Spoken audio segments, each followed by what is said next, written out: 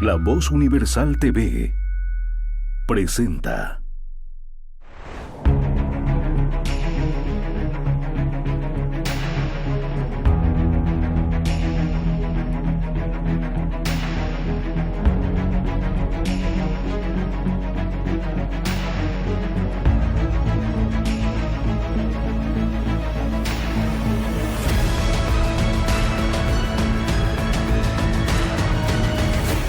El Laberinto con Andrés Canseco.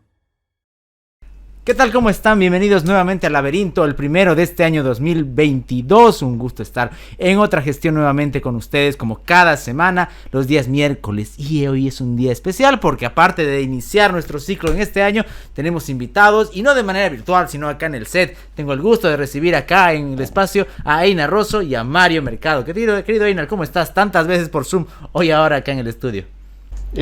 Andrés, contento de comenzar este año y claro, participar en tu programa El Laberinto, y ahora de manera presencial y ya no virtual como habitualmente lo hacemos. Y también nos acompaña desde más cerca, aunque había estado en el programa, nos habíamos encontrado en la Feria del Libro, así que está por primera vez ahora en el set Mario Mercado. Querido Mario, ¿cómo estás?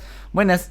Muchas gracias, Andrés, por la invitación. Gracias también por un brindis, como tiene que filosofarse así a la buena escuela. La idea por lo políticamente incorrecto también. Claro, y la idea un poco es brindar por el nuevo año, ¿no? Entonces, complacido como siempre, también un gusto tenerlo a Einar aquí en Santa Cruz, un gran amigo, y bueno, predispuesto para conversar el tema que vamos a tocar el día de hoy. Claro, y es un tema que, aunque puede parecer espeso, puede sonar rebuscado, nos vamos a dar cuenta de que nos toca en demasiadas aristas de la vida. Y es justamente el tema de el irracionalismo. ¿Por qué es esa cosa llamada la razón, tan abstracta, tan propia de algunos pensadores, tan importante para nosotros? Y qué peligroso es cuando se abandona o cuando se rechaza. Y vamos a empezar por ejemplos concretos. Einar, justamente cuando llegaste de La Paz me habías comentado que habías pasado unos días viviendo aquí y habías visto ciertas muestras de irracionalidad que allá como que se veían comunes por el día a día. No es que se hayan normalizado, pero que eran por el día a día algo visto como el rechazo al pensamiento científico, a la lógica médica inclusive, pero que ahora viéndolas desde lejos dices, oye, qué mal vivimos. La verdad, sí. Para las personas que nos están viendo, se acordarán de todo este proceso de las 20 provincias de La Paz. Claro, yo que vivo en La Paz, esa cercanía a veces no te hace ver de manera preocupante, porque lo ves como una cuestión cotidiana. Pero ya la lejanía, el hecho de venir de vacaciones a Santa Cruz y ver eso en las noticias, pues resulta bastante, no solamente irrisorio, sino hasta incluso un poco preocupante, y por no decirlo incluso hasta cruel, el hecho de que estas personas vayan con una posición anticientífica. Pero acordémonos que esto no es una novedad. La Asamblea, ya en la época de transición de años, hace 2 años atrás, estaba promoviendo, por ejemplo, el hecho de hacer en universidades estatales, por así llamarlo, la producción del dióxido de cloro, ¿no? Y el año pasado se hizo eso, la venta en una institución académica como la EMI, que es la Escuela Militar de Ingeniería, la producción de dióxido de cloro, o en la Universidad de Oruro, por ejemplo, en la UTO, y así podemos citar varios ejemplos. Entonces, la irracionalidad en la parte de un contexto como el que estamos viviendo actualmente, que es la pandemia, que todavía no se ha marchitado, pues resulta preocupante, sin duda. Y resulta preocupante, ¿verdad, Mario? Porque en este ejemplo, notamos no solamente lo peligroso en lo que puede decantar a nivel de consecuencias de salud, sino además por la cantidad de gastos y hasta muestras que da el poder o los poderes en sus diferentes niveles de aquello. Recordarás, por ejemplo, a personas del gobierno transitorio y del actual con las célebres tarjetas anti-COVID, o como dice Einar, promocionando curas que tienen que ver más con pseudociencia y mística, o algunas con intereses económicos y con curas o tratamientos reales, siendo también una muestra de ese desconocimiento y de esa irresponsabilidad que hay desde el poder. Claro, si por ejemplo uno lo quiere analizar, el tema del irracionalismo como una, si se quiere, como una categoría de pensamiento, ¿no? muchas de estas corrientes que pueden ser irracionalistas o consideramos que es parte de una especie de irracionalismo intelectual, si se quiere, tiene que ver con algunas características, y una de esas características es, por ejemplo, volver a un primitivismo ancestral, ¿no? Buscar alternativas, por ejemplo, a lo que hace la industria, en este caso, por ejemplo, la industria farmacéutica, lo que hacen, por ejemplo, los académicos, la ciencia, porque si uno analiza, por ejemplo, y más o menos leyendo algunas cuestiones que plantea Juan José Sebrelli, él habla, ¿no?, que en este caso de la posmodernidad, que podría ser una época, digamos, si lo dividimos en eventos macrohistóricos, de que el irracionalismo es como nace o se origina debido a una insatisfacción, ¿no?, del progreso que se entendía que había con el impulso de la ciencia, la tecnología y en este caso el pensamiento racional, y esta nueva corriente es como una alternativa y es como una contrarrevolución intelectual, pues, ¿no? Y tiene criterios políticos, justamente. Exactamente. Entonces, mucha de esta corriente ha tenido esa valoración política y no analiza, digamos, desde un punto de vista, no diremos objetivo, porque cuesta, digamos, a veces llegar por las condiciones, por las ideas, los valores y cierta ideología que cada uno puede tener, pero sí diremos de que no se busca una especie de neutralidad al analizar un tema, sino que antepongo mis valores, mis creencias y hasta mis emociones, digamos, para seguir esta corriente. ¿Y dónde quiero ir con esto? Bueno, justamente lo que vos decís, mucha de esta corriente hoy abunda.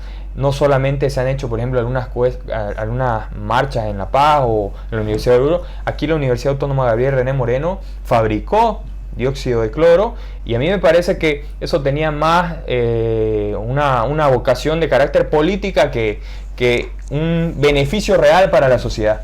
Porque si uno analiza, por ejemplo, hasta ahora existen documentos académicos que avalen eso y más bien sucede todo lo contrario, ¿no? Y desde el poder, evidentemente, se ha de alguna manera mal informado muchas veces, y eso obviamente ha traído consecuencias, ¿no? Por ejemplo, veía uno a gente de las juntas vecinales del Alto quejándose de que el mismo gobierno que supuestamente era aliado les había dicho que esto era falso, y uno puede ponerse a pensar, bueno, ¿y cuántas personas por esa mala información han enfermado y en todo caso han muerto?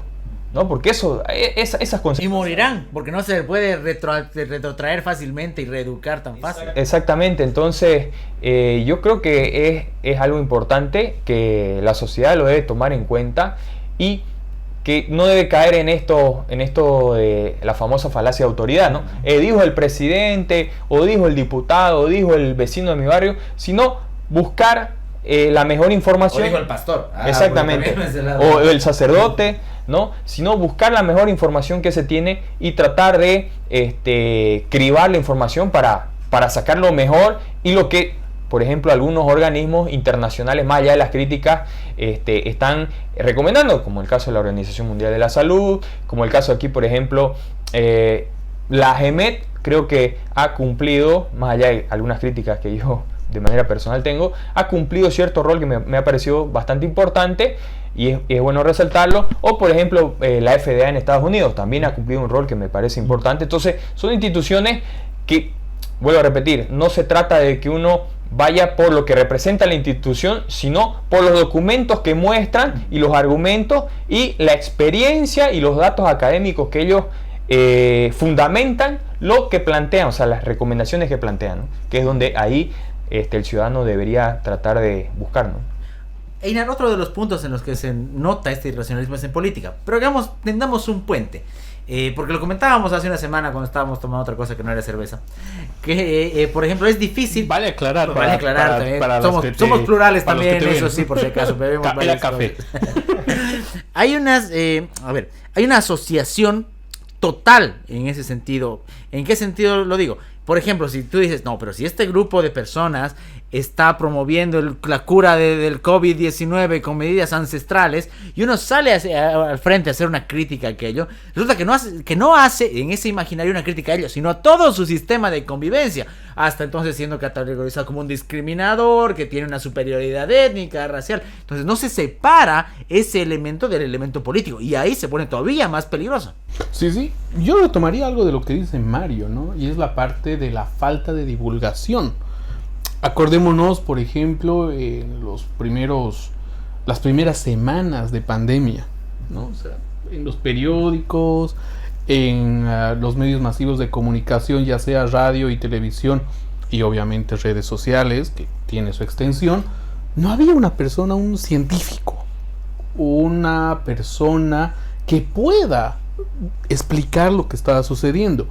Y hubo una total y completa forma, por así llamarlo, de, digamos, cubrir eso, ¿no?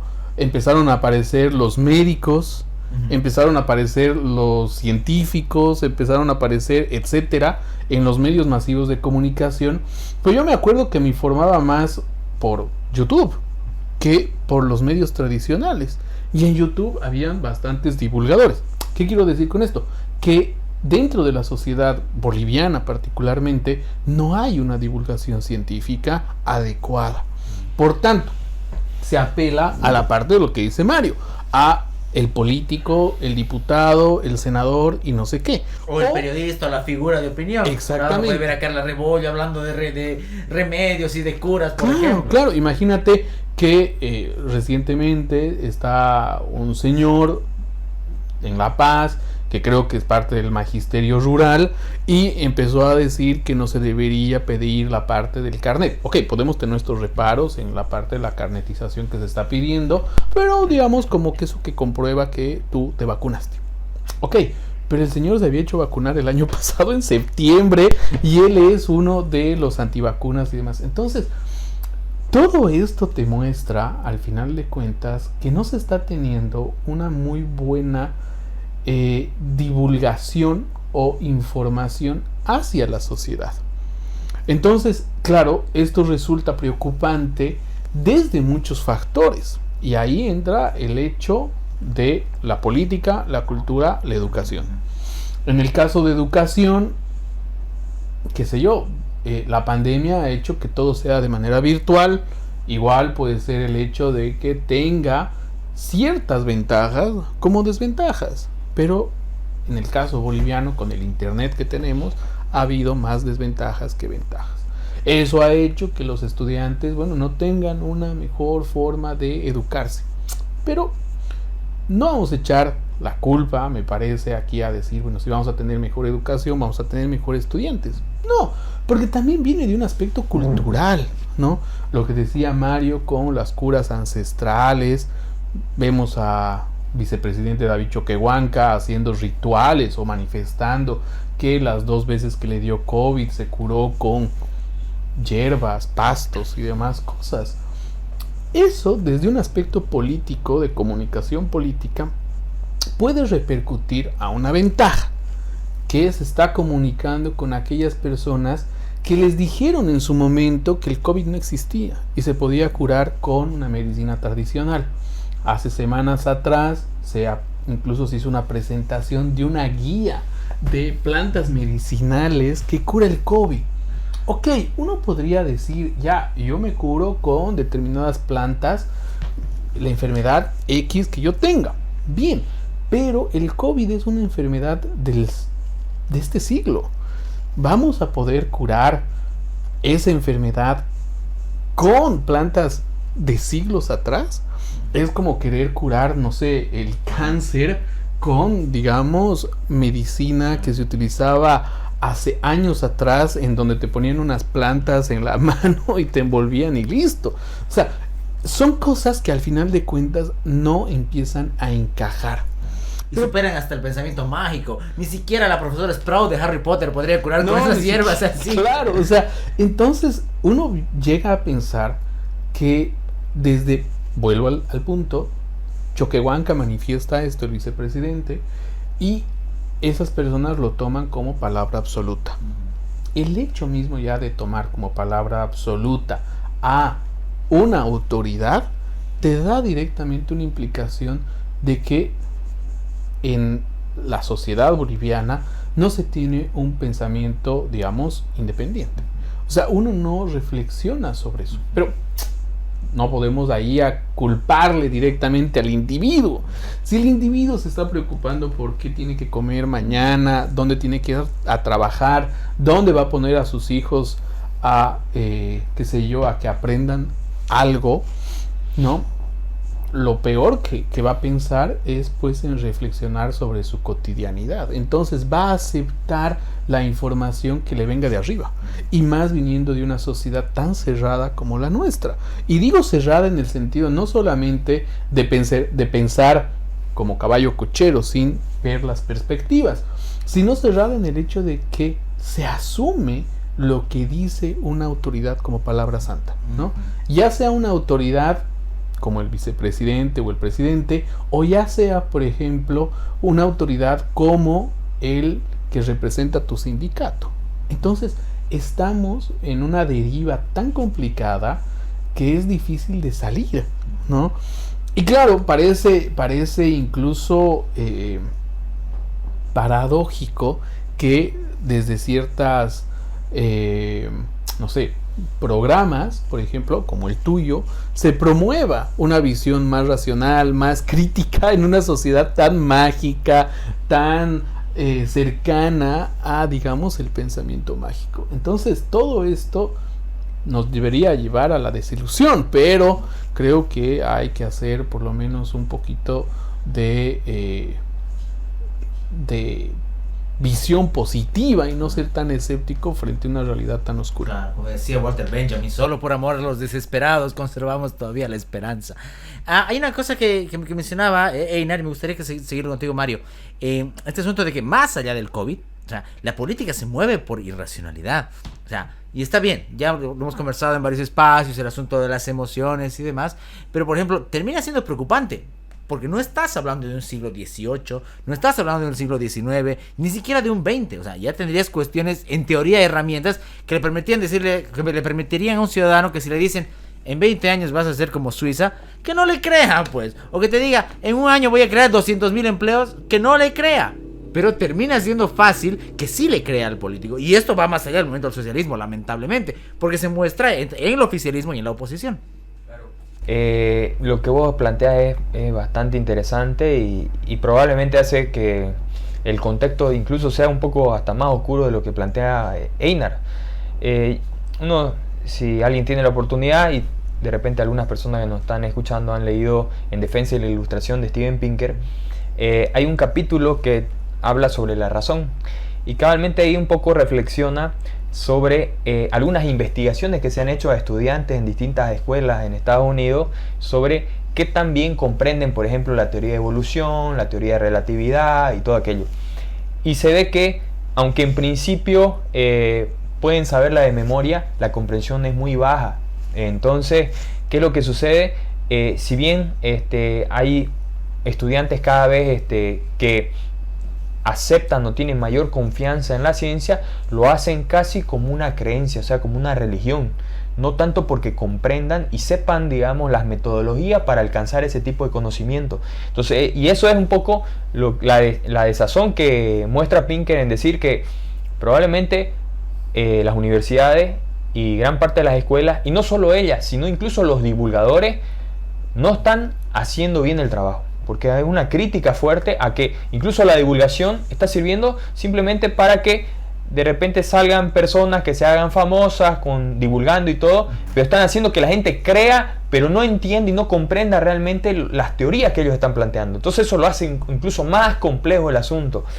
Y bajo lo que vos decías del tema de la política, y se supondría que la gente tendría más herramientas, ¿no?, en pleno siglo XXI, pero ocurre lo que hablaba yo hace rato un poco.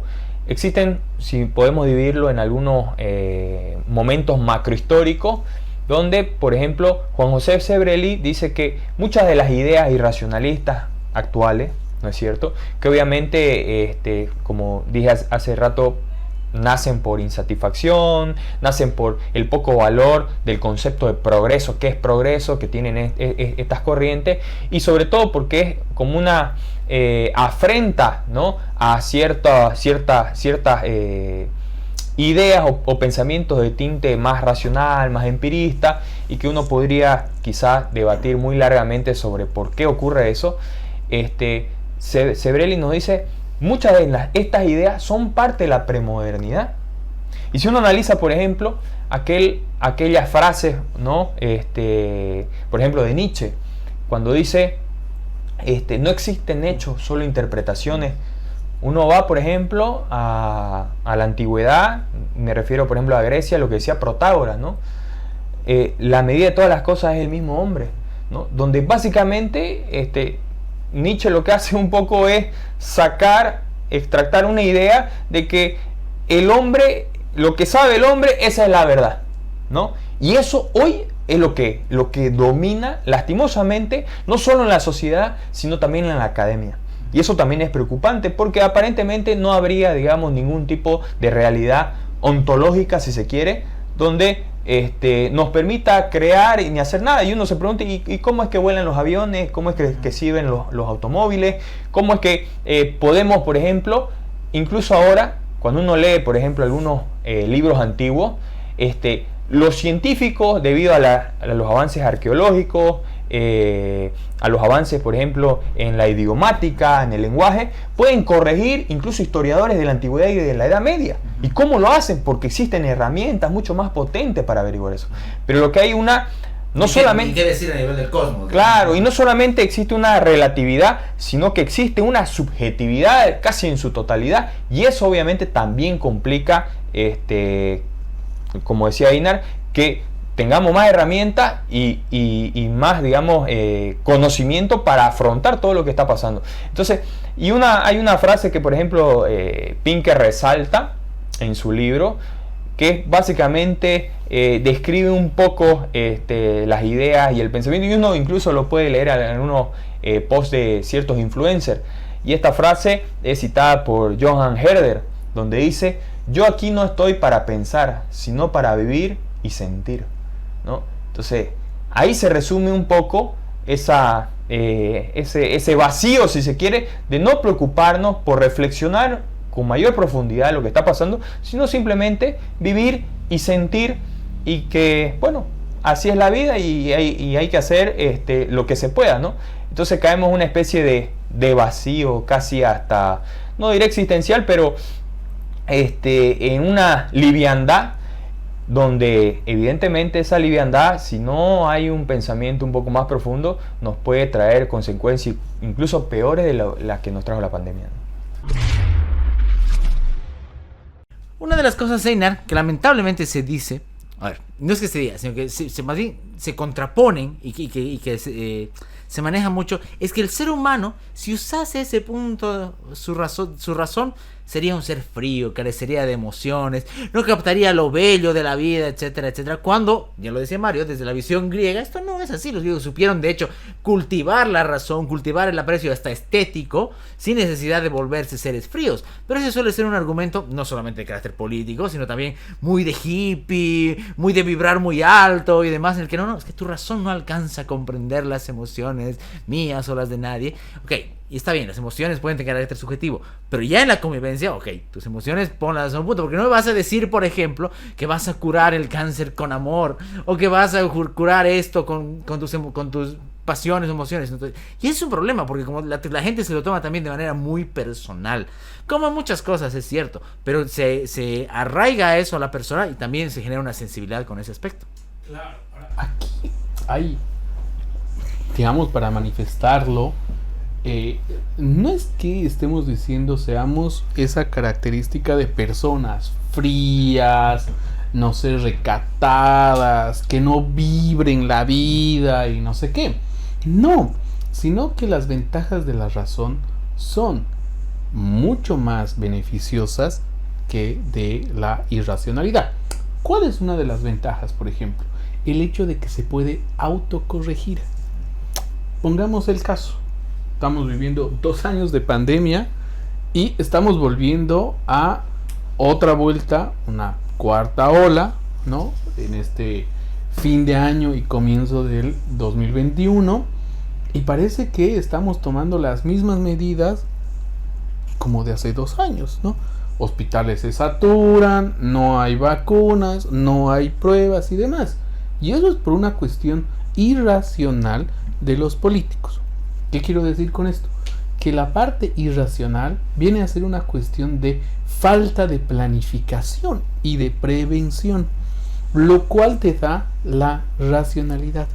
Si una persona empieza a racionalizar, empieza a reflexionar sobre los errores que cometió antes, ¿no? Y empieza a, pongamos el caso, ver desde una mirada crítica, y claro, esa mirada crítica te permite tener cierta capacidad de prevenir futuros errores. Eso no te hace ser una persona fría, eso te hace ser una persona preventiva. A eso estamos refiriéndonos, no a una cuestión de decir, oiga, usted piense de manera matemática, sea frío y, no sé, póngase a no disfrutar del placer de la vida porque esa, digamos, es innecesaria. No, una persona cuando utiliza la razón como una herramienta eficiente puede resolver diversos problemas. Y claro, esos problemas hacen de que no volvamos a, qué sé yo, poner restricciones horarias, no vayamos a cerrar, digamos, locales, no exigir cámaras de desinfección que no sirven para nada. Poner cámaras de desinfección, no sé, etcétera. Entonces, no se hace una cuestión arbitraria. Ahora, lo beneficioso de la irracionalidad, que podríamos decir, sería el hecho del arte. Ok, una persona puede cuestionar y decir, sí, pero voy a apreciar un cuadro pintado en media hora cuando se bota pintura y se cuelga y me dicen que eso es arte, o un plátano que, por ejemplo, se vendió a $120,000 de un artista en Nueva York y demás, que es un producto de la irracionalidad y del desprendimiento del ser humano. Bueno, esa es otra cuestión que tiene que ver con un aspecto más de el arte y la cultura, pero ahora estamos hablando de cuáles podrían ser esas consecuencias negativas de la irracionalidad en la política, en la educación, y cómo la irracionalidad de ciertas autoridades perjudican al cotidiano de la sociedad. Me dirán ustedes que es cómodo que te digan, mire, después de 2 años hemos analizado que no tenemos ninguna propuesta de solución frente a la pandemia y por tanto la única que vamos a tener es que todos estemos en nuestra casa con cuarentena rígida. O sea, es una falta de respeto incluso a una persona que ha estado en cuarentena 1 año, que ha soportado eso frente a las autoridades que no han hecho absolutamente nada. Entonces ahí uno tendría que volverse mucho más crítico. ¿Cómo una persona entonces se vuelve crítica? Pues utilizando la razón o utilizando por lo menos la comparación crítica frente a determinadas eventualidades. Si no se hace eso, entonces uno pasivamente acepta lo que se dice arriba y así uno pues se convierte en un estado contemplativo frente a un gobierno total y completamente autoritario que te dice qué hacer. Y luego suceden cosas como Auschwitz o los Gulag en Rusia y así sucesivamente. Es interesante, Mario, que hablábamos hace rato con el tema del misticismo y demás, de esto de vibrar muy alto y demás, pero no es la única, y aquí hay que hacerlo, porque aquí no sabemos que vamos a terminar en esto siempre, viendo cuál es el papel de la religión en este asunto. Hay por ahí un ensayo de un libro de Michel Onfray que tiene un título provocador en uno de sus artículos que se llama Enseñar el hecho ateo, así lo plantea, por el asunto del creacionismo y del evolucionismo. Pero a ver, más allá de ese caso en concreto, vale la pena tomarlo, porque también es un elemento de ver hasta qué punto la fe puede coincidir en ciertas figuras, como San Agustín, como Santo Tomás, del que hablábamos la otra vez, en ejercicios lógicos, en esa tarea, y cómo en la persona que lo recibe no tiene ese efecto. a ver, y esto va más allá de la tolerancia religiosa, porque no nadie dice que hay que prohibir cierta religión, sino que, por ejemplo, si me diga, no, pero mi pastor me ha dicho que no me va a pasar nada porque mi Dios está conmigo, así que no uso barbijo. Y no me lo estoy inventando, ustedes saben que eso pasa. Entonces, la religión también puede tornarse en un elemento. A ver, la religión y las instituciones religiosas pueden tornarse en elementos también riesgosos y contra la razón. Exactamente, o sea, ese es un tema altamente complejo, porque si uno analiza, por ejemplo, la sociedad boliviana me queda de repente un poco grande porque boliviano de repente no conozco todos los contextos, pero sí, por ejemplo, en el caso de Santa Cruz, el catolicismo y en este caso el cristianismo es una religión bastante fuerte y hace que nuestra sociedad sea medianamente conservadora en muchos aspectos. Y muchas de las decisiones que mucha gente toma de carácter individual o familiar y hasta a veces como grupos grandes de manera colectiva son pues influenciadas por los valores religiosos que tienen, y no solamente por los valores religiosos, sino por la autoridad que representa, ¿no?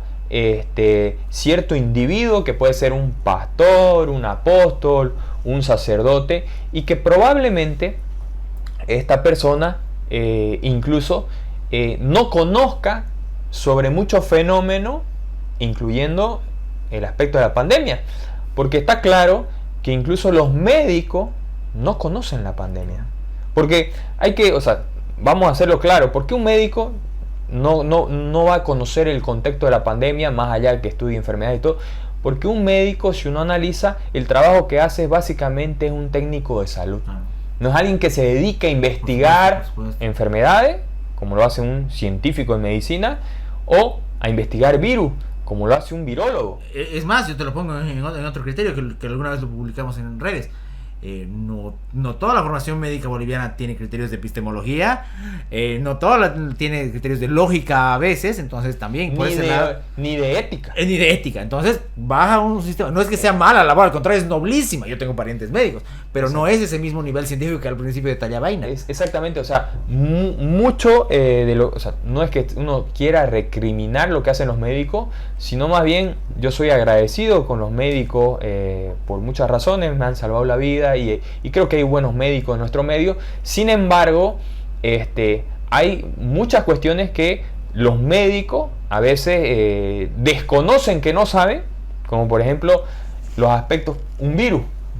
¿Por qué, por ejemplo, una de las mayores críticas que se hace a la Organización Mundial de la Salud y otras entidades, la gente básicamente, así más o menos lo voy a catalogar un poco, me parece que muchos ciudadanos se comportan igual que los niños con el tema del dinero.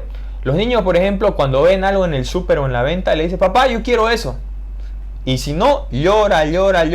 Porque el niño obviamente no sabe de qué es lo que tiene que hacer su padre para comprar ese juguete, ese chupete o lo que sea. Es como dice Ortega y Gasset, perfecto, el niño caprichoso que cree todo se le da por añadiduras. Exactamente, y lo mismo sucede con las personas adultas, por ejemplo, que critican a la Organización Mundial de la Salud. No en el sentido estrictamente político de lo que juega la entidad, sino de la incertidumbre que existe en cuanto al conocimiento, porque no se sabe cómo se genera ese conocimiento sobre el virus y se dice, no, si es que estos científicos no saben, no tienen idea.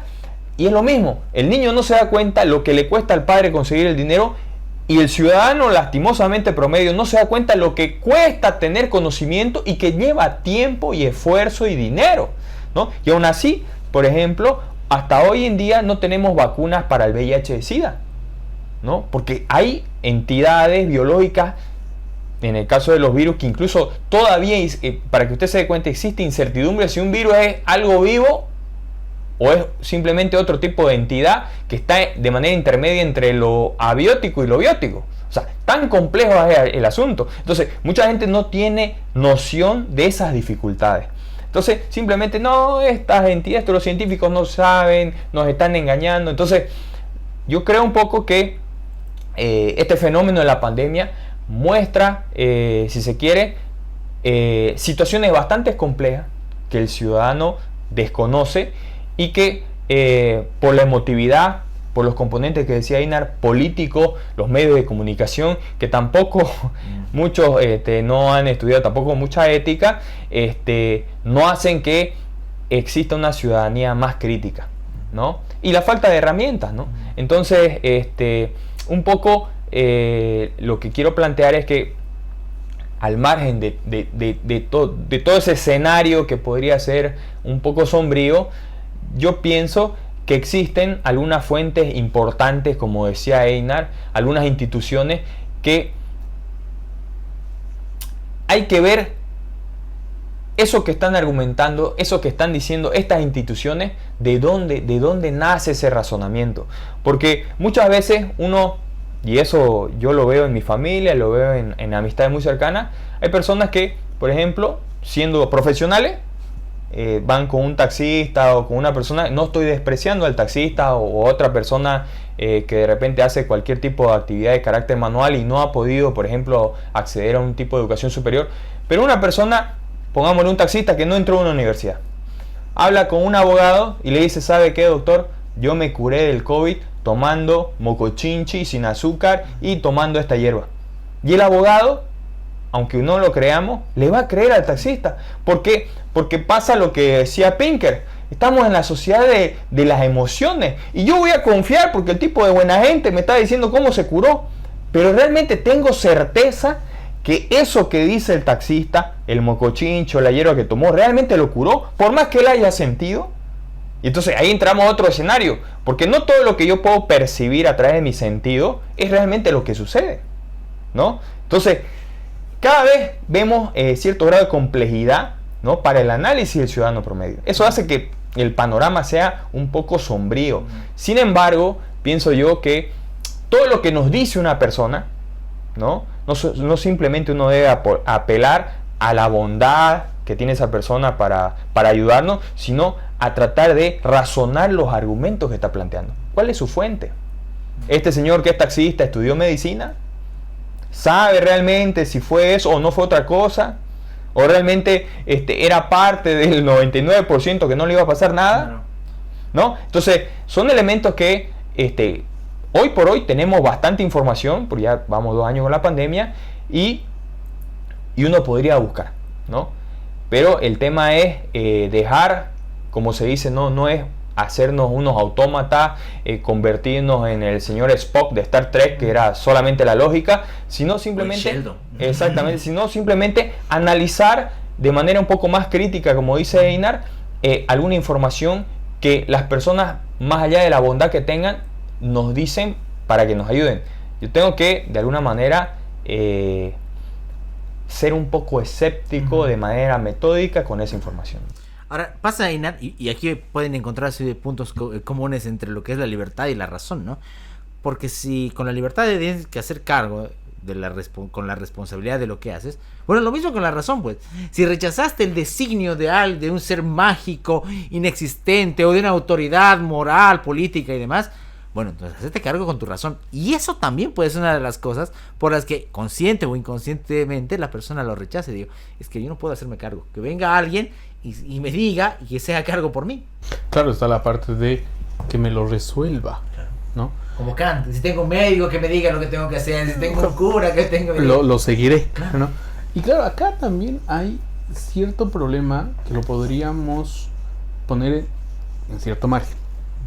Uno, yo creo que es beneficioso a aquellas personas que te dicen, yo me he curado con tal medicina, yo he hecho tal cosa, yo he escuchado a mi párroco que me dijo tal cosa para que me cure sobre esto. ¿Por qué? Porque te hace dudar. Yo creo que esa es una cuestión positiva, pero debería hacerte dudar para investigar.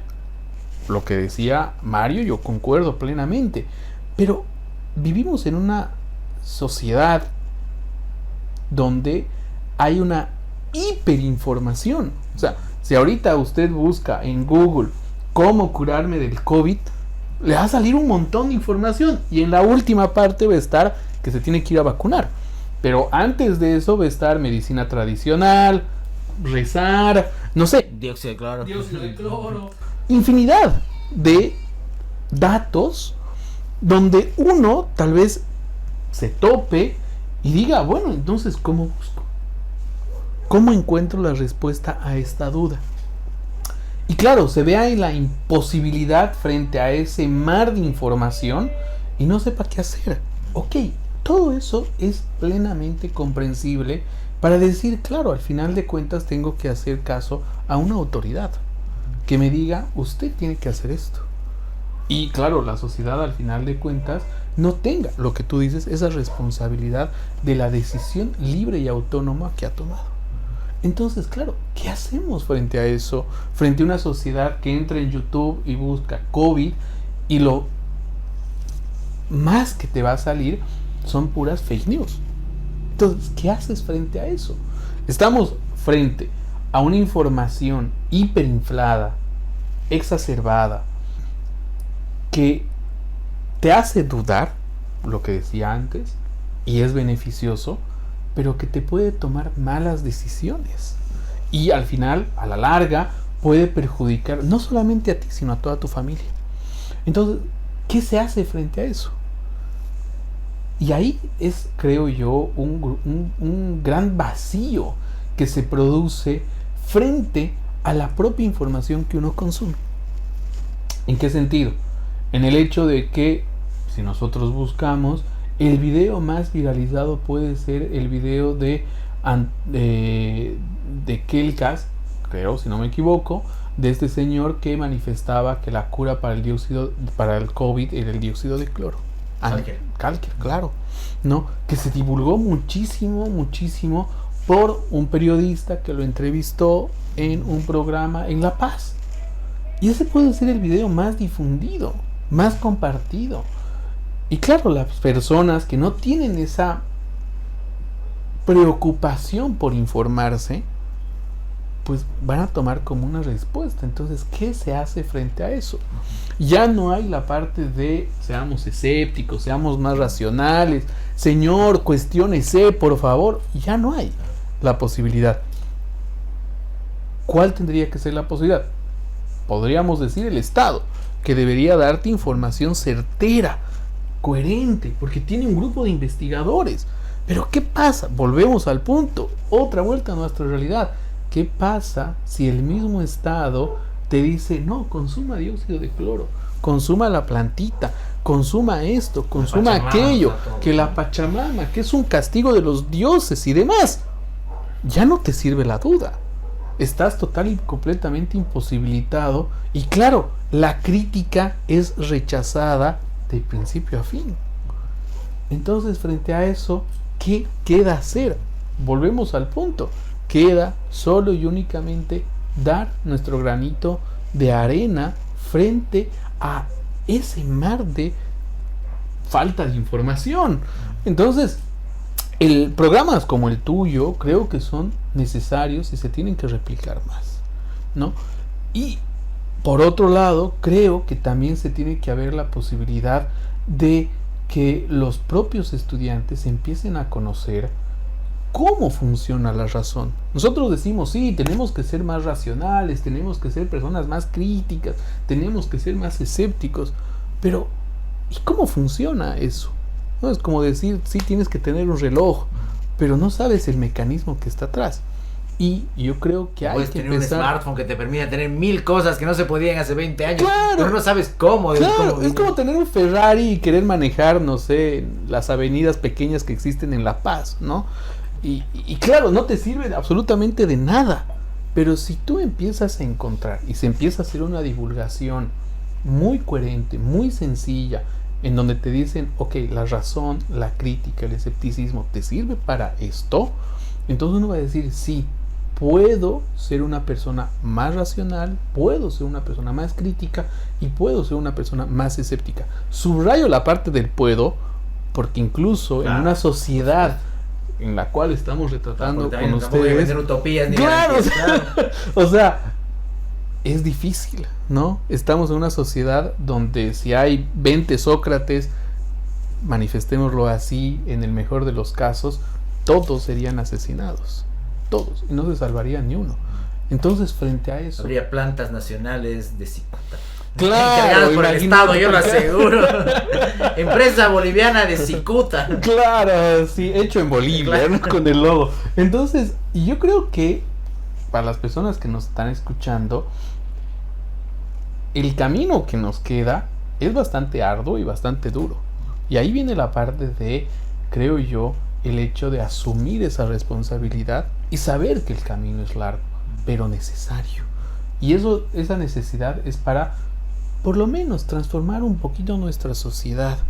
Y el hecho de transformar nuestra sociedad siendo más críticos, más racionales, o por lo menos más escépticos, nos va a dar la posibilidad de ser un poquito mejores y no ir para atrás ofreciendo cosas que al final de cuentas nos van a llevar a, pues, al barranco.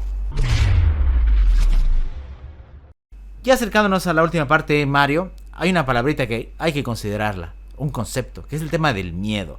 A ver, de repente nosotros que nos gusta un poquito este asunto un poco oscuro, sombrío, recordamos inclusive a Unamuno y decimos, todo lo que conozco, incluido yo, algún día desapareceremos. Y no es que estemos anestesiados contra el dolor o contra la pena, al contrario. Pero el miedo juega en contra de la razón. Y es, a ver, en cierto modo comprensible. A una persona que está en una situación comprometida de su vida, de los suyos, o a una situación global, en cierto punto, en cierta medida, se podría entender este balance del miedo.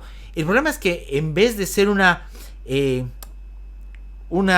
paliativo, la razón se convierte en lo último a lo que se recurre. Uno podría decir, sí, yo voy a perecer, pero es mi destino como ser humano perecer. Mi naturaleza, mi esencia está en aquello. En cambio, el ser humano, en la gran mayoría, no lo hace. Entonces recurre al contrario para aquello. Inventará excusas como la vida eterna. Perdón por los que creen en la vida eterna, pero así es. O en otras cuestiones que le permitirán dar explicaciones irracionales a los problemas terrenales y a los post-terrenales. Entonces el miedo también se convierte en un obstáculo para la razón. Comprensible, pero real. Sí, sin duda que sí. Y por ejemplo, para hablar sobre el contexto del miedo a la muerte, yo pienso que es algo que de alguna manera todos lo tenemos, ¿no? Más allá del nivel de racionalidad que exista. Sin embargo, pienso que hay personas que probablemente lo saben manejar quizá mucho mejor que otras, ¿no?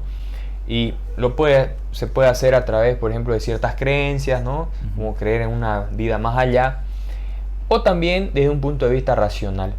En el libro, por ejemplo, de Rerum Natura, o La naturaleza de Lucrecio, hay una parte que es bastante fantástica, fabulosa. Y habla sobre la mortalidad que existe, no solo de manera corporal, sino también espiritual y del alma. O sea, para Lucrecio, en un libro que se escribió en el siglo I antes de Cristo aproximadamente, él habla de que todo va a perecer, y aún así, sabiendo que todo va a perecer, él dice, si usted no va a sentir, ¿qué miedo va a tener después? De repente de la nada. Ahora, obviamente, para una persona que quisiera tener una mejor vida, una mejor existencia que la que tiene ahora, o ver a sus seres queridos, disfrutarlos, porque hubieron algunas cuestiones inconclusas en esta vida, no solo de carácter biológica, sino de manera biográfica, si se quiere, puede ser angustioso, puede ser doloroso y puede ser hasta trágico. Sin embargo, si uno lo analiza así, desde ese punto de vista, en caso de que no haya nada después de esta pequeña existencia, dolor no va a haber, ¿no? Entonces, o sea, un poco lo que quiero manifestar, más allá de las creencias que tengan las personas que nos están escuchando, es que han habido personas que han tratado de un poco de pensar y reflexionar sobre ciertos miedos que pueden tener las personas, ¿no? En este caso, la muerte. Pero los miedos no solo juegan con la muerte, juegan con la enfermedad, juegan con el futuro, juegan con la economía. Y muchas veces estos miedos han sido trampolines importantes para políticos que han movido masas, ¿no es cierto?, a partir de discursos bastante encendidos, con propaganda sumamente fuerte para ese público que tiene miedo por no sé, por las transnacionales, por los imperialismos o incluso por otras razas, ¿no? En su momento. El miedo al otro. Exactamente. Y lo que juega muchas veces es que esas emociones de miedo se convierten en convicciones que van de repente dirigiendo a las personas a tener otras emociones, sobre todo con otro sector, ya sea de la población local o en todo caso hasta extranjera. Y que también ahí está el factor, ¿será tan así lo que dice este político, más allá de las condiciones económicas y todo? Porque, por ejemplo, con el tema de la pandemia salió el factor de la farmacéutica. Las farmacéuticas se están aprovechando y ese es un discurso, ¿no es cierto?, que se ha venido desarrollando. Sin embargo, ¿cuántos países han fabricado vacunas? No es una farmacéutica ni dos. Incluso hay dinero público que se ha puesto. Entonces, yo pienso que ahí, lo que decía Einar un poco, si bien tenemos mucha información, también uno puede leer distintos tipos de información y tratar de contrastar, ¿no es cierto?, con lo que sucede. Porque a veces, si a veces uno no tiene herramientas, probablemente la primera herramienta que uno puede tener es la comparación, ¿no? Si yo, por ejemplo, no sé qué hacer con el tema del COVID, pongámoslo así, no tengo certeza con lo que me diga un médico, bueno, trataré de consultar a 3 y de eso sacaré yo mi propia conclusión, ¿no? Pero lo que quiero decir un poco es que yo creo que hay diferentes maneras y formas de buscar una mejor información, pero lo que yo quiero expresarle al público es que la decisión sobre muchas cuestiones, de alguna manera, uno es el que decide. Los médicos no van a decidir por usted.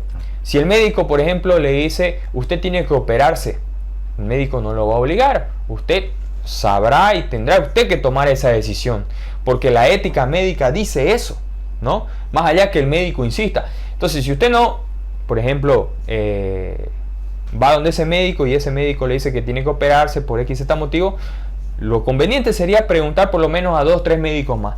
Y eso es lo que, por ejemplo, uno hace cuando va a cotizar una pieza de una movilidad. No va y compra la pieza en el lugar primero que cotizó. Va y pregunta en varios lados para tomar económicamente, digamos, una comparación, para tener una comparación y tomar una decisión sobre eso. Y lo mismo, si uno no tiene mecanismos para discernir cierta información, lo que puede hacer es eso, es apoyarse un poco en la comparación y a partir de eso tomar una decisión. Aunque Entonces, muchos te van a decir que para comprar esa pieza de repuesto no tienes que hacer una fila que sí haces para el médico de salud pública, ¿no? Te pueden criticar, claro, ¿no? claro. Que es razonable, Sí, pero sí. frente a eso yo creo que ahí Mario tiene mucha razón en el hecho de que uno puede buscar la información y empezar a recabar esa información, pero no de una persona que le dijo el tío del primo del sobrino que tal medicina era buena. exactamente, entonces yo apelo un poco a eso y apelo a que esa información que ya una persona va concluyendo trate un poco de contrarrestar el miedo. Y yo lo digo de manera personal, el año pasado, no el año pasado, el 2020, perdón, cuando me enfermé de COVID y se enfermó mi padre que era diabético, hubo una preocupación muy grande en mi casa porque fuimos en la primera ola. Y resulta que mucha gente, incluso una enfermera vecina, seguía un protocolo del que es gobernador ahora, por ejemplo, en el Beni, y ella terminó muerta, ¿no? Ella también tenía diabetes, tomó ese protocolo. No voy a decir que fue por ese protocolo, porque tenía otras complicaciones, pero ella siguió eso y en mi casa yo no seguí eso y tampoco mi padre. Y lo decía un médico. Lo que hicimos fue lo que yo estoy diciendo, consultar con varios médicos, hablar. En mi caso, a mí me gusta leer, por ejemplo, documentos académicos y puse a leer y vi qué había, digamos, de conclusiones hasta ese momento y qué no existía de toda la información que uno podía hallar. Entonces lo que hice fue comparar la información y dije, bueno, lo que me dicen estos médicos y lo que dicen los documentos de ciencia actualizados sobre este tema dicen esto, y yo saqué mis propias conclusiones y nosotros seguimos lo que nos dijo un médico, pero también tomamos en cuenta otros documentos. No digo que por eso me salvé, ¿no? Porque lastimosamente el tema del COVID tiene que ver con muchos factores, incluso ya se ha encontrado que son de carácter genético. Sin embargo, yo pienso que es una forma más de tratar de un poco vencer el miedo. El miedo, vamos a decir, el miedo ha llegado aquí porque ha sido importante, ¿no? Y es probablemente algo que hay que hablarlo, que es difícil, digamos, tener una civilización a nivel global bastante racional, porque como humanos, como especie, como Homo sapiens, tenemos un poco más de 200.000 años, pero como civilización no es más de 6.000. Entonces, y eso que varios van en retroceso, te contaré. Claro, pero el tema evolutivo es muy fuerte, o sea, siempre va a estar el miedo, es incesante, o sea, a cualquier cosa, a la ansiedad, porque siempre 200.000 años venimos huyendo de la muerte, de enfermedades, de bestias que nos quieren comer. Entonces, hacerlo en un corto tiempo de 6.000 años, lo que pasó 200.000 años, es bastante complejo. Entonces, yo puedo entender ese tipo de cosas. Ahora, el tema es que en estos 6.000 años la civilización ha avanzado mucho y nos estamos beneficiando sobre eso, y hay que aprovechar ese conocimiento que se ha generado, ¿no? De la mejor manera posible. Si bien es complicado, lleva tiempo, lleva dedicación, porque informarse, comparar, lleva tiempo y lleva tratar de estudiar un poco, pero es un esfuerzo que, si en el caso nuestra vida está en peligro, vale la pena hacer. Bueno, vamos a hacer la parte final y conclusiones, Eina, sobre ese tema de que hemos hablado hoy, sobre el racionalismo. Y yo quiero tomar como ejemplo a Mario, para remarcar el aspecto que una persona tiene cuando hace ciencia. Mario, por ejemplo, en las afirmaciones que ha dicho, por ejemplo, remarcaba el hecho: no voy a decir, puedo decir, Puede ser, tal vez. puede ser, tal vez. Y eso, por ejemplo, remarca el hecho de que él es una persona, claro, sí, totalmente, que es una persona prudente, y eso es un aspecto científico. No está manifestando una certeza. Yo me he curado porque he hecho esto. Mi padre se ha salvado porque he hecho esto otro. La enfermera que me recomendó esto murió por... Y eso, por ejemplo, creo que es un gran ejemplo para decirles a las personas cómo funciona un pensamiento científico. O crítico. Racional. ¿No? Escéptico, ¿no? Una persona no va a manifestar certezas, absolutos, porque eso ya diría una cuestión dogmática, ¿no?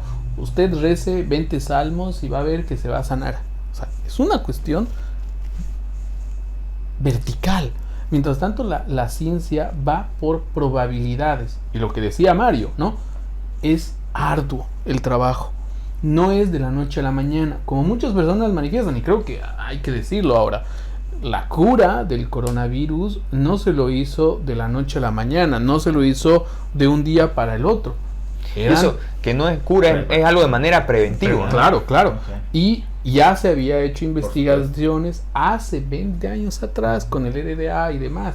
Entonces, claro, hay cierta fascinación por tener mal información, y esa mala información luego contarla boca a boca, que es lo que nosotros desde el Laberinto, con Andrés, con Mario, con este programa le queremos decir, y ahí son mis palabras finales: que usted dude de las referencias que le da, incluso dude de nosotros, que es lo mejor. Si duda de nosotros y le hemos causado algo que hemos dicho de manera disparatada, pero sigan la página, eso sí, entonces duden de nosotros y busque la información, o por lo menos comente con sus amigos, con la familia, y ahí va a generar usted un pensamiento crítico, un pensamiento que por lo menos le va a dar esa capacidad de dudar.